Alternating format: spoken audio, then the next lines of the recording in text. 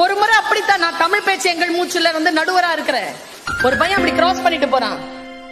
போன 10 வருஷத்துக்கு முன்னால 2008ல அவன் ஜெயிக்கல. ஆனா அவன் பேசுனதை நான் பாக்குறேன். நான் நடுவரா சுட்டிகள் உட்கார்ந்து இருக்கேன். இந்த பையனுடைய அந்த ஸ்டைல் பிடிச்சிருந்தது எனக்கு. ஆனா அவன் செலக்ட் ஆகல, போயிட்டான். போன வருஷம் ராஜபாளையம் கம்பன் கழகத்துக்கு போகும்போது ஒரு டவாலி முன்னால வராரு.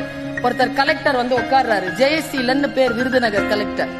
அவர் ஸ்டேஜ்ல நின்று சொல்றாரு, தமிழ் பேச்சு எங்கள் மூச்சில எல்லாம் இவங்களை நான் நடுவரா பார்த்திருக்கேன்.